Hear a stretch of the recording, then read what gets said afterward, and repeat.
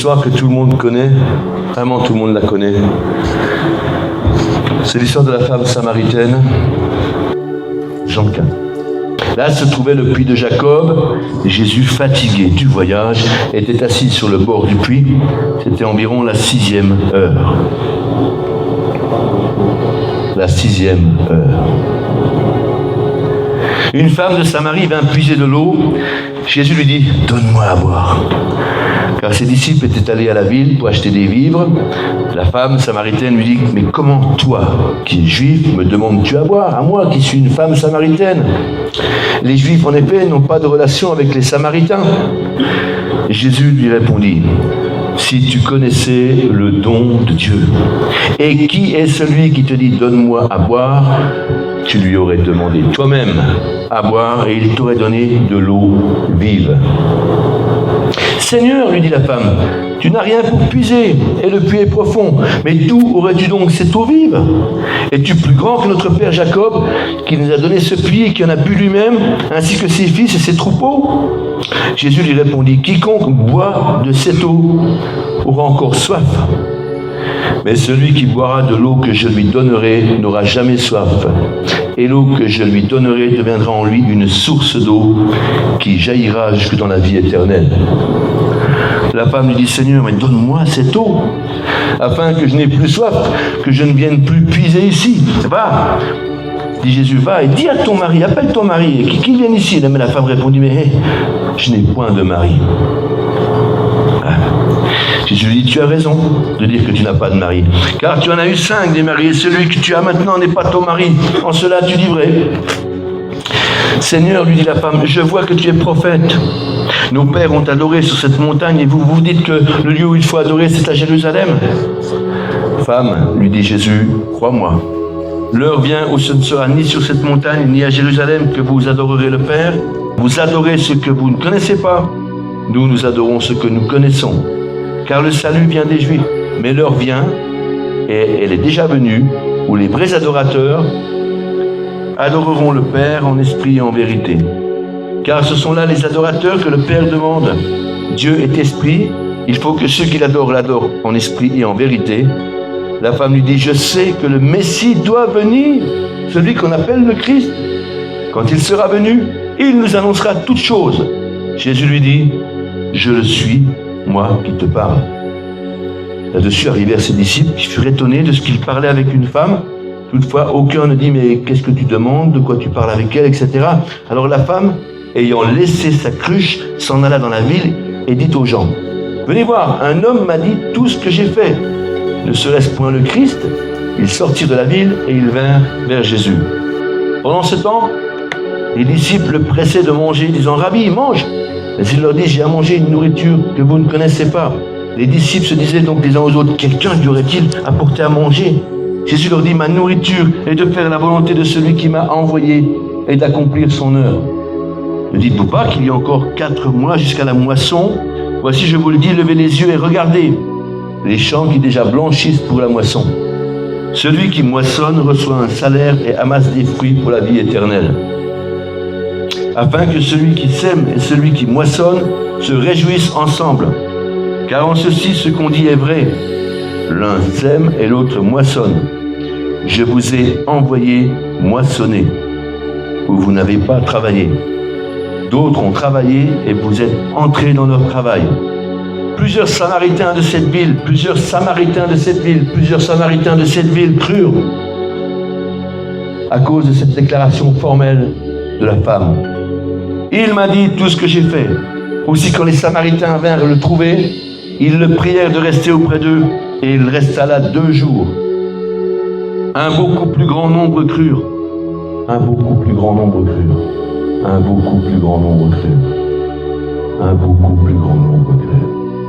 Voilà. Et il disait à la femme, « Ce n'est plus à cause de ce que tu nous as dit que nous croyons, car nous l'avons entendu nous-mêmes, et nous savons qu'il est vraiment le Sauveur du monde. » Amen. La pensée, quelque part, que j'aimerais vous partager, c'est que nous vivons ici un entretien en 2 temps. En 2 temps. Et souvent, on a parfois des situations où il nous faut entrer en entretien avec d'autres personnes. Comment est-ce que nous pouvons partager? Comment est-ce que nous partageons? Qu'est-ce que nous vivons? Etc. L'histoire démarre parce que on voit le Seigneur Jésus qui est fatigué du voyage. Fatigué du voyage. C'est quelque chose de fou. Il est fatigué. Il partage plein de gens. Prie le Père, il vit des miracles, des guérisons, des délivrances. Plein de gens. Et à un moment donné, il est fatigué, il va s'asseoir au bord d'un puits. Et on peut se demander, entre parenthèses, où est-ce que tu vas t'asseoir quand tu es fatigué? Où est-ce que tu vas te ressourcer? Quel est l'endroit qui va t'apporter le plus de ressourcement en Jésus-Christ? Jésus, lui, va se placer dans un endroit un peu retiré, certes, mais il sait qu'il va rencontrer du monde. Un paradoxe total. Et une femme qui ne sait pas encore qu'elle va rencontrer le Seigneur arrive pour chercher de l'eau. Vous connaissez tous l'histoire, elle vient à midi parce qu'elle n'a pas envie de rencontrer quelqu'un, elle veut être tranquille. Elle vient quand le soleil est au plus haut, comme ça elle se dit il n'y aura pas grand monde, etc. Seulement voilà, ce jour-là, Jésus est là. Et lorsque ton voisin ou ta voisine va chercher de l'eau à un moment donné où il est tellement déprimé, découragé, fatigué, est-ce qu'il penserait quelques millièmes de seconde qu'il va te rencontrer? Et en te rencontrant, puisque ce n'est plus moi qui vis, c'est Christ qui vit en moi, alors il pourrait ou elle pourrait rencontrer Jésus-Christ. Le contact va s'établir avec cette femme. Elle est venue pour puiser de l'eau. Jésus est fatigué. Il a soif. Il n'y a pas besoin de faire des salamanèques ou d'inventer des histoires. Il est naturel. Il est lui-même. Il dit, voilà, je suis fatigué. J'ai soif. Est-ce que tu me donnerais à boire? Et Jésus, il a au fond de son cœur deux objectifs puissants. Il demande un service à quelqu'un. Parfois, il faut s'abaisser pour demander un service à quelqu'un. Hein. On aime bien pouvoir se débrouiller tout seul. Il va demander un service à quelqu'un. Il va lui demander à boire avec la forte pensée puissante en lui que lui va créer en cette femme une soif nouvelle. On a vu mardi, on parlait du sel, on a dit que le sel aussi donnait soif. Et que si nous sommes le sel de la terre, c'est bien que nous puissions donner soif. Et une discussion va donc, je dis bien une discussion, va démarrer entre Jésus et cette femme. Une discussion, un échange. Un échange. Non pas un monologue, non, un échange.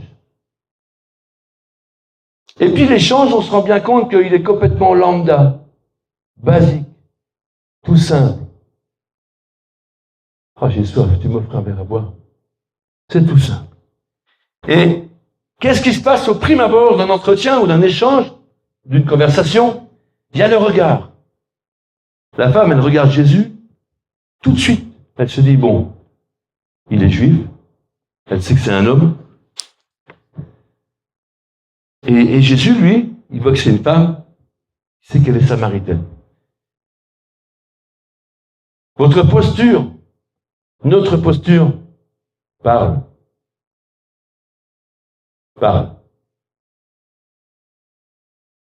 Parfois, on peut trouver des hommes ou des femmes, on sent bien qu'ils ne sont pas sûrs d'eux.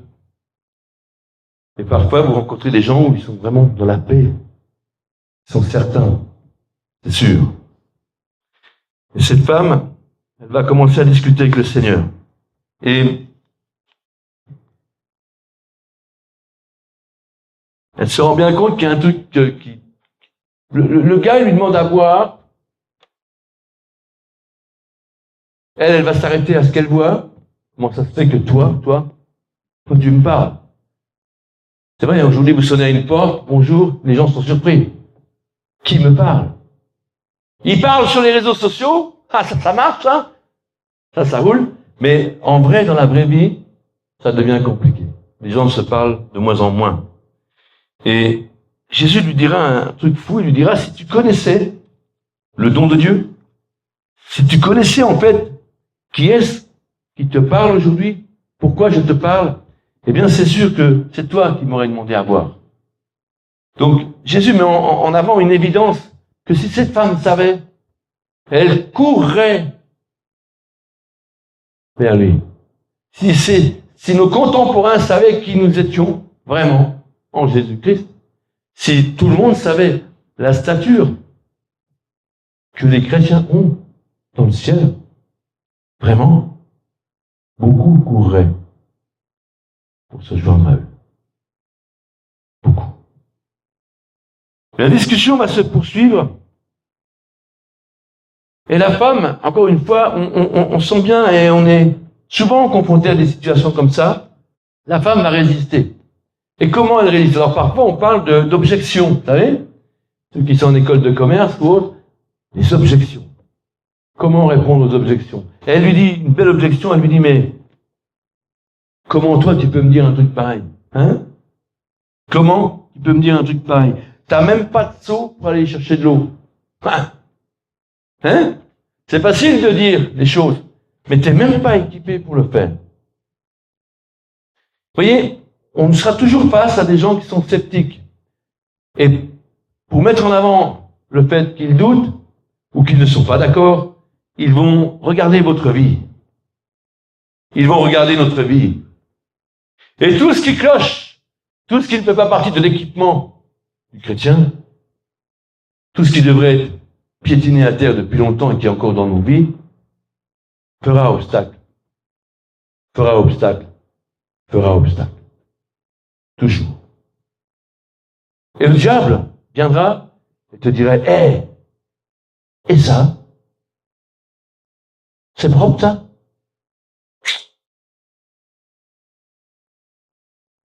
Des obstacles dans ta vie, des choses non réglées, non abandonnées. Nous sommes tous pareils, nous traînons tous des choses que le Seigneur nous encourage à laisser. Jésus lui dit, si tu connaissais le don de Dieu, si tu savais qui je suis, toi-même, tu m'aurais demandé à boire. Comment tu peux faire ça? T'as même pas de seau pour puiser. Hein? Toi, tu dis ça, puis tu vis comme ça. Toi, tu dis ça, puis tu réponds ça dans telle situation. Toi, tu dis ça, puis tu te mêles de ceci ou de cela, ça n'a rien à voir avec l'Église, etc. Le Seigneur va émettre une idée puissante. Et c'est ce qu'il a fait dans beaucoup de nos vies. Il a proposé de l'eau vive. De l'eau vive. Autrement dit, l'Esprit Saint. Tous ceux qui reçoivent Jésus reçoivent l'Esprit Saint. Et sans cet Esprit Saint, sans ce Saint-Esprit, il est impossible de vivre en chrétien ou en chrétienne. Et sans cet Esprit Saint, sans le Saint-Esprit, il est impossible de pouvoir se connecter avec quelqu'un pour qu'il reçoive le salut. Sans l'Esprit Saint, il est impossible que quiconque soit convaincu de péché. Sans l'Esprit Saint, personne ne pourrait être inspiré pour être une témoin ou un témoin de Jésus-Christ. As-tu reçu l'Esprit de Dieu? As-tu reçu l'Esprit de Dieu pour toi? As-tu reçu l'Esprit du Seigneur au fond de toi? La femme va continuer de résister. Vous connaissez comment que ça se passe. Vous avez l'habitude, ceux qui témoignent. Elle va résister. Elle va commencer à mettre sur le tapis les choses religieuses. Ah, tu vois, les traditions, on a toujours fait comme ça, on a toujours fait comme ça. Elle va soulever l'aspect religieux. Elle dira, mais tu sais, il y en a qui disent qu'il faut adorer comme ci, d'autres comme ça, patati, patata. Elle t'embrouille, elle t'emmène. Parfois, nous aussi, on les embrouille, on les emmène, parce qu'on se mélange les pinceaux. Parce qu'on n'a pas toujours compris. On cherche à les convaincre, alors que ce n'est que le Saint-Esprit qui convainc. Et que nous sommes appelés simplement à être des témoins. On était au Mont Saint-Odile en balade avec Christine hier. Quand j'ai vu ce texte marqué sur la pierre, j'ai dit, tiens, je vais leur partager. Et eux racontèrent tout ce qui s'était passé.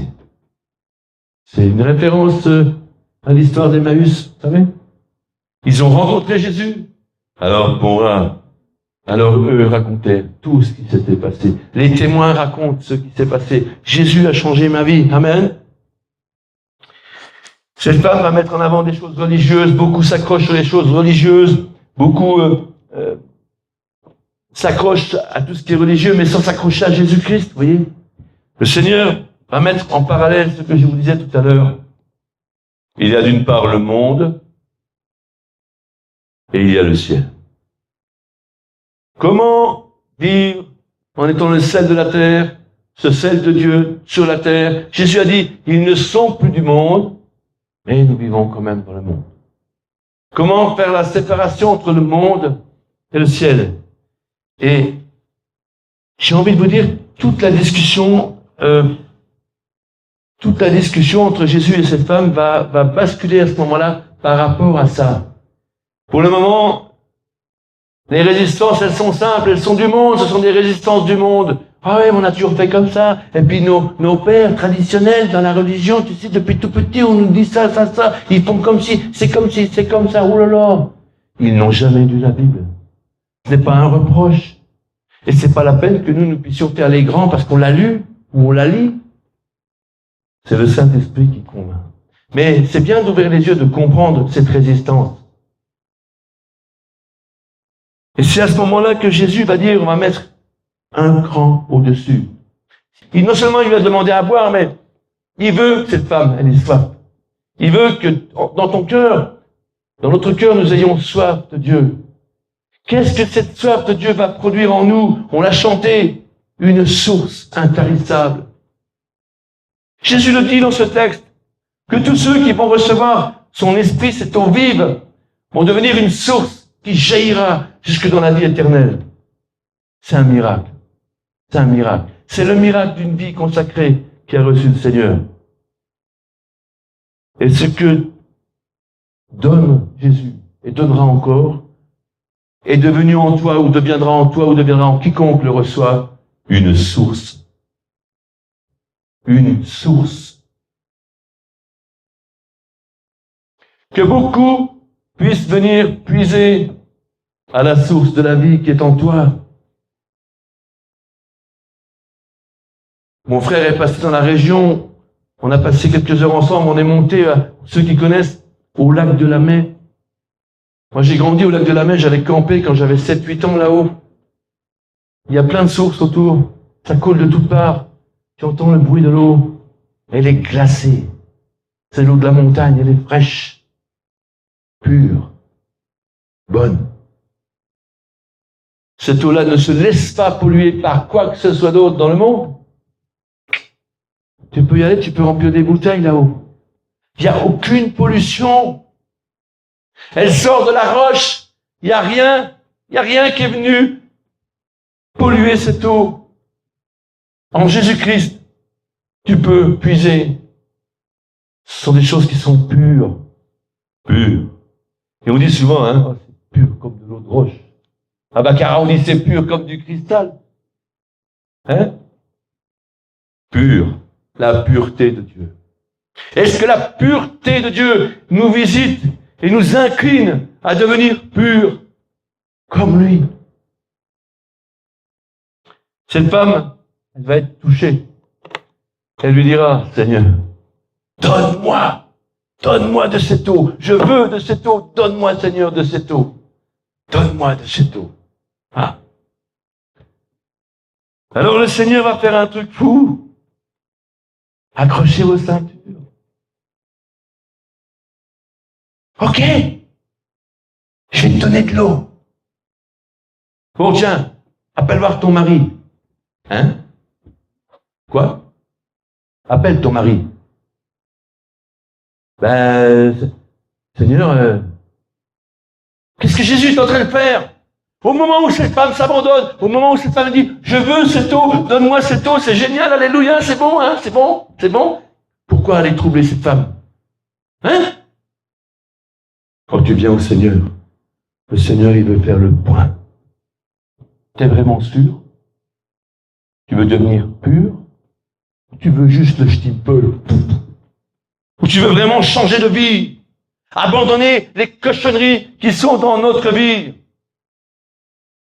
Parce que Jésus a dit, tout est accompli. Et malgré ça, nous continuons parfois à vivre avec des tas de choses qui polluent l'eau vive que Christ a mis en nous. Jésus entre dans une vérité profonde. Il proposera à cette femme comme il nous propose à nous encore aujourd'hui, et ça peut être un nouveau départ aujourd'hui pour beaucoup d'entre nous. Jésus nous propose une vie nouvelle, une vie nouvelle. Veux-tu cette vie nouvelle aujourd'hui? Jésus nous propose de vivre une mise en ordre, tu vois, une mise en règle. Je veux me mettre en règle avec mon Dieu. Je ne vous dis pas que c'est facile, mais je veux, Seigneur. Je veux, Seigneur, me mettre en règle avec toi. Je veux laisser les péchés qui traînent encore dans ma vie tomber à terre, les piétiner et proclamer que la grâce de Dieu surabonde là où le péché a abondé. Parce que Jésus est venu pour nous libérer du péché. Amen. Amen. Jésus est venu pour nous rendre libres. Et souvent, on peut le dire, nous ne sommes pas libres. Hein? Seigneur, aide-moi à être libre aujourd'hui. Libre. Libre de toute addiction. Libre de tout truc qui s'accroche à nous comme des sangsues. Qui viennent de temps en temps, qui nous rappellent, stop. Coupons ce genre de choses. Le Seigneur rappelle qu'il y a avant, qu'il y a après. Et vous savez ce qu'il y a entre les deux? La repentance. La repentance. Tous les hommes de Dieu autour de Jésus criaient, repentez-vous, car le royaume des cieux est proche. Repentez-vous, changez de vie, abandonnez ces choses-là. Abandonnez ces choses-là. Seigneur, j'arrive pas. Aide-moi, Seigneur, aide-moi, Seigneur. Criez au Seigneur pour qu'il nous aide. Criez au Seigneur pour que lui vous vienne en aide. Pour abandonner votre vieille coquille.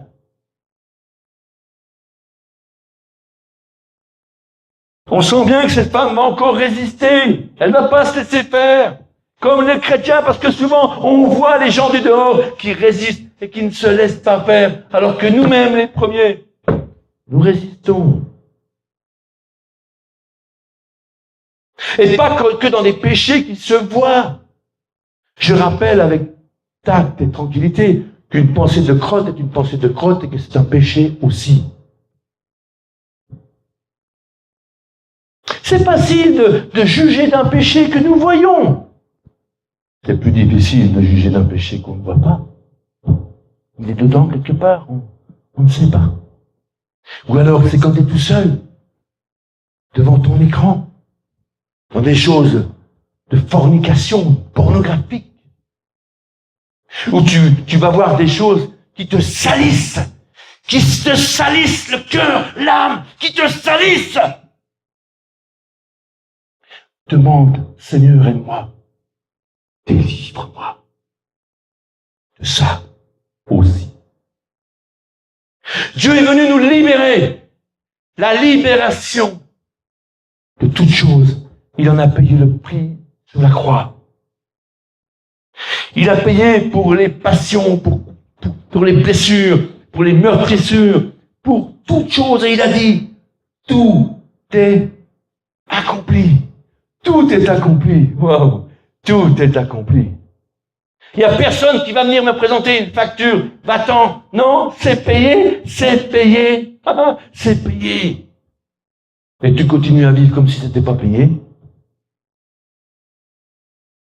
Tu continues à vivre comme si tu avais encore des arriérés. Tout est payé. Tout. Cette femme va résister, elle dira, oui, mais nos pères, tu sais, ils ont adoré ceux là-haut, puis d'autres. Et ça y est, elle recommence. La religion, les religieux, les choses religieuses. Ah! Mais Jésus va dire, mais passons à autre chose. Passons de l'autre bord. Oh, tu veux vraiment passer de l'autre côté? Ou tu te dis, j'en crève d'envie, je suis en train de le faire, mais je ne l'ai pas encore vraiment fait. Jésus ne vient pas ici nous parler de religion, ni de religieux. Il est venu nous parler d'une véritable relation, d'un pardon que le Seigneur donne, que Dieu a payé le prix de ce pardon. Dieu, il nous donne cette liberté. Il nous propose une vie nouvelle, d'avoir une relation nouvelle avec lui. Une relation nouvelle avec lui. Elle va continuer à résister, dire, tu sais, j'ai bien entendu parler du Messie, tu vois. Et je sais que le jour où il va venir, mais enfin, je le suis, moi qui te parle, dit Jésus. Je le suis, moi qui te parle, dit Jésus. Il y en a, même des chrétiens, ils attendent toujours que les choses arrivent, alors qu'elles sont déjà arrivées. On demande des réponses au Seigneur, parle-moi. Tout est écrit dans sa parole. Il nous a déjà tout dit. Mais on continue à pas vouloir faire attention. Et on veut un signe particulier. Hein? Moi, je veux un fax ou un mail, pardon. Un fax. Oh, c'est que derrière les fax. Un mail, tu vois? Ou maintenant, il y a des trucs, je sais même pas comment ça marche. Les jeunes, là, ils communiquent avec des trucs maintenant. Moi, je suis dépassé. Mais l'essentiel, c'est que vous compreniez de quoi je parle. Parce que moi, je sais de quoi je vous parle. Et là, on peut être connectés ensemble. Peu importe, ça s'appelle toute bulle, machin ou truc, on s'en moque. Ce qui est important, c'est que vous compreniez le fond du message et que vous puissiez le recevoir et en faire quelque chose. Tout est là. Tout est là. Hein? On a bien entendu parler de tout ça, on a fait un petit pas, on est entré dans l'art, et ça y est, on se dit, c'est bon, je suis chrétien, c'est bon, je suis chrétienne. Puis un jour, Jésus revient et il dit, mais je te connais pas. Mais si, Seigneur, regarde-moi, t'as ma photo, je suis dans l'église de Rocher depuis tellement longtemps, oh. Ouais, mais t'as pas abandonné ça, puis ça, donc t'as vraiment pas fait le pas, qu'est-ce que tu fais encore là? Hein? Je te connais pas. Je te connais pas. Ça fout des frissons. Dans Actes, je fais une parenthèse, chapitre 3, verset 20, c'est Jésus qui parle, il dira, voici, je me tiens à la porte et je frappe. Quiconque. Ah, pardon, j'ai dit quoi? J'ai dit autre chose? Ah, excusez-moi. Il y a peut-être quelque chose à voir. Qu'est-ce qu'il dit, Acte 3, pardon? Tu un peu regarder, qu'est-ce qui est écrit dans Acte 3? Verset 20. Acte 3, 20, qu'est-ce qu'il est écrit? Ça m'intéresse. Acte 3, 20. On fait une parenthèse. Acte 3, 20. Les Bibles électroniques, ça doit pulser, là. Acte 3, 20. Poup, poup. Afin que des temps de rafraîchissement viennent de la part du Seigneur, et qu'il envoie celui qui a été destiné. Afin que les temps de rafraîchissement soient envoyés par le Seigneur, et qu'il vous envoie celui qui avait été envoyé, Jésus-Christ. Ouh! Je reviens dans Apocalypse 3, verset 20. Voici, je me tiens à la porte, dit Jésus.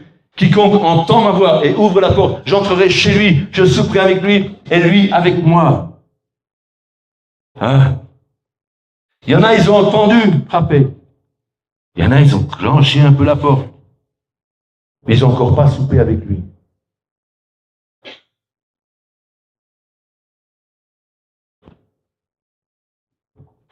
Et je pose la question, mais quand? Quand? Vous voyez, le cœur de cette femme a été touché. Elle se dit, waouh, elle veut recevoir de cette eau. Et ce qui prouve que cette femme a été touchée, elle n'a maintenant plus qu'un seul désir. Un seul désir. Partager à tout le monde ce que Jésus a fait dans sa vie. Le partager à tout le monde. Ça, c'est ce qui... Voilà. Et la femme, c'est marqué dans le texte, elle va courir à la ville. Et plein de commentateurs vous le font remarquer. Vous avez vu, elle a même oublié sa cruche. Elle a oublié sa cruche. Elle était venue pour puiser de l'eau avec une cruche, parce que sans la cruche, elle n'aurait pas pu ramener d'eau. Et Dieu l'a tellement touchée qu'elle en oublie même pourquoi. Elle en oublie l'avant. Elle laisse sa cruche. C'est symbolique. Et elle s'en va. Elle s'en va dire à tout le monde qu'elle a rencontré le Messie. Et pendant ce temps,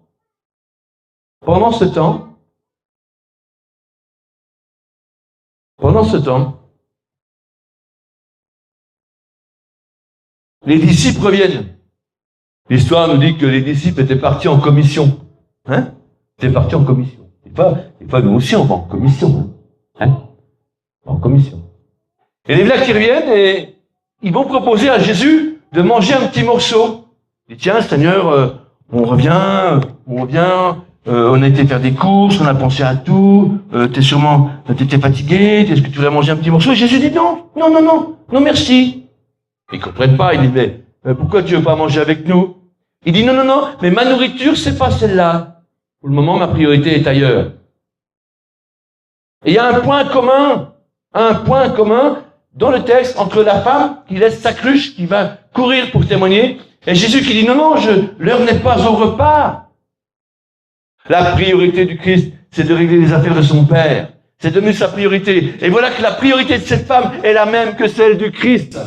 Waouh! Cette femme, elle a la même préoccupation que Jésus. Sa cruche, on verra plus tard. Je veux parler aux autres. Jésus, on mangera plus tard. Je veux parler aux autres.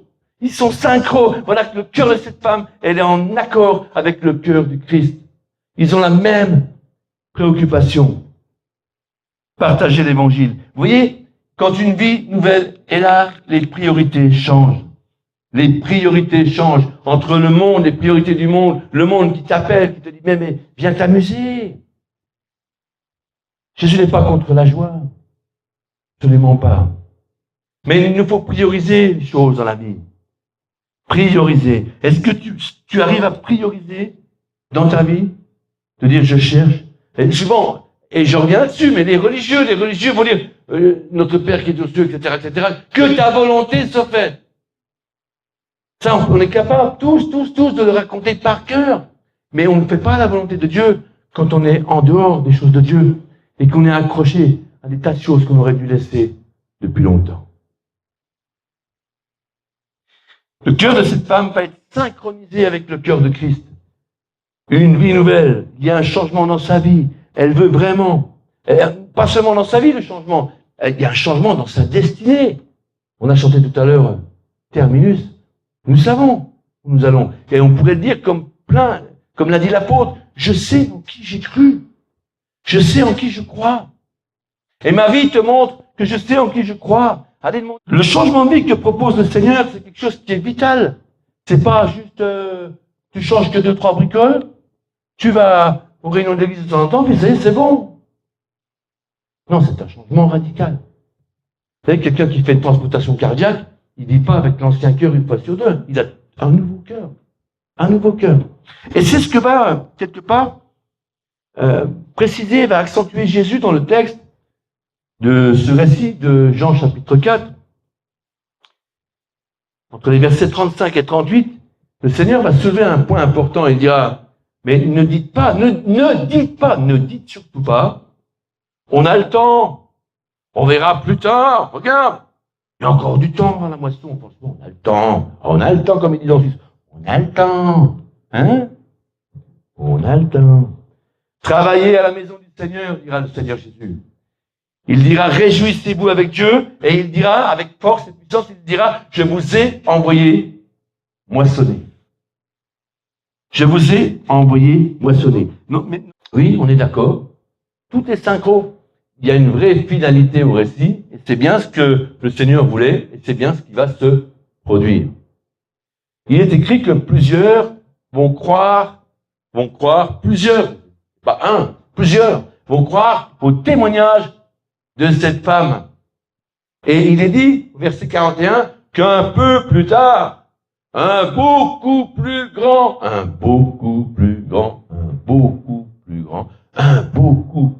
nombre vont croire.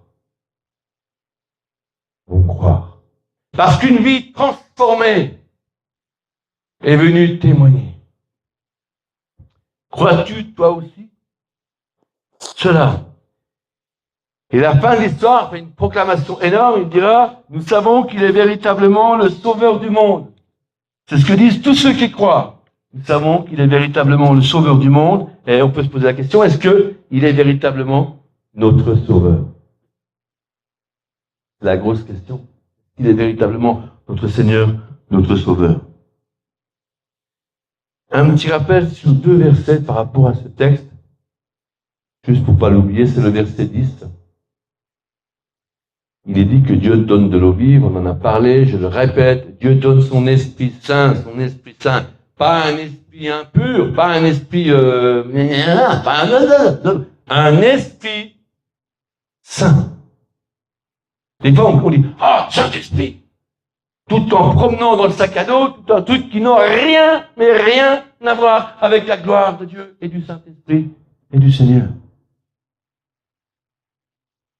L'ADN de l'Esprit Saint, c'est celui de Dieu et de Jésus.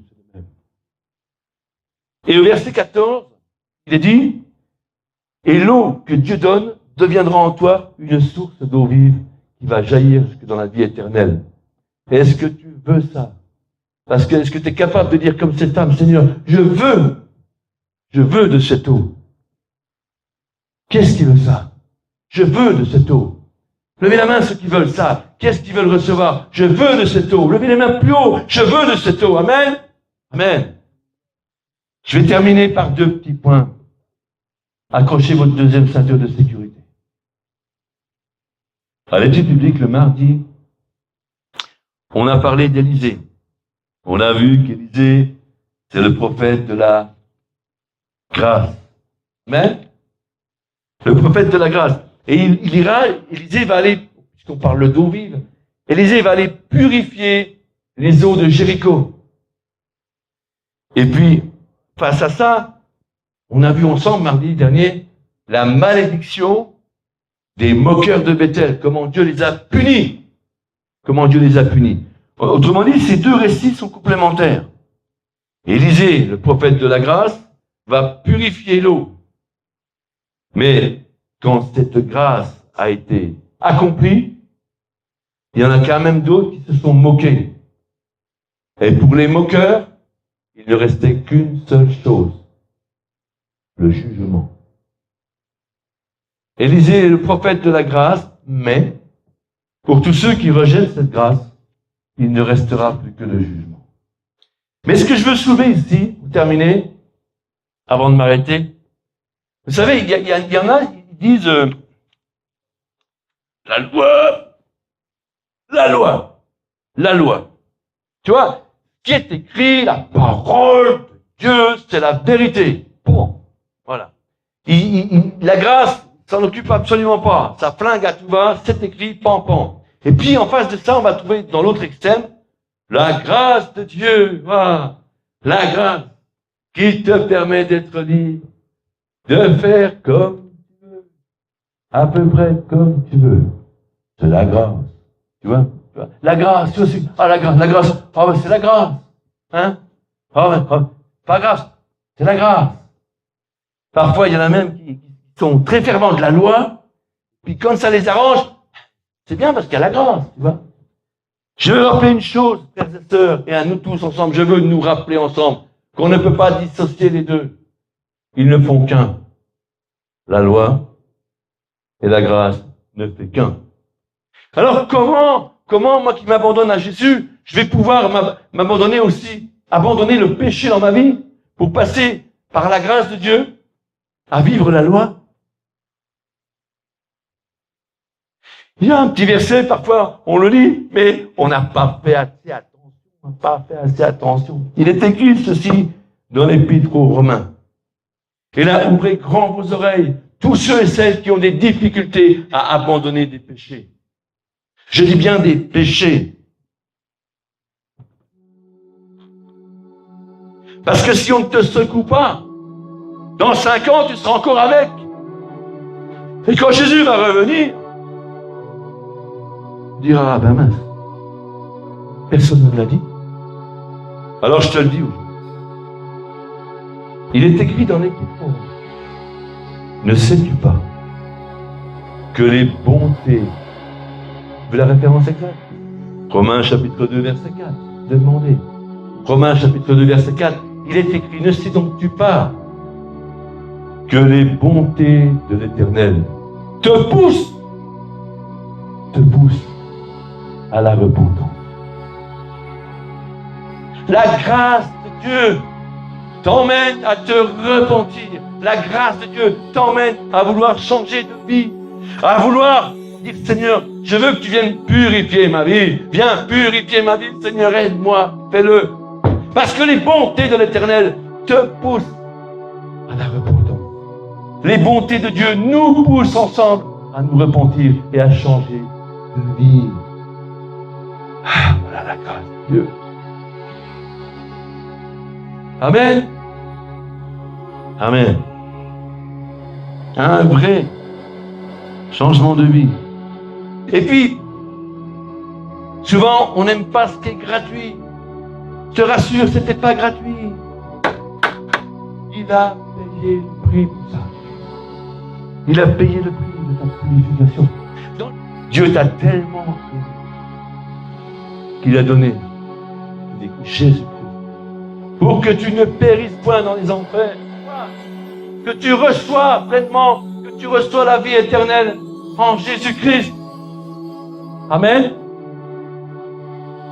L'évangile est un message de délivrance, un message de pardon, un message de vie nouvelle, un message qui incline ton cœur à dire Seigneur, je reçois maintenant au nom de Jésus cette liberté.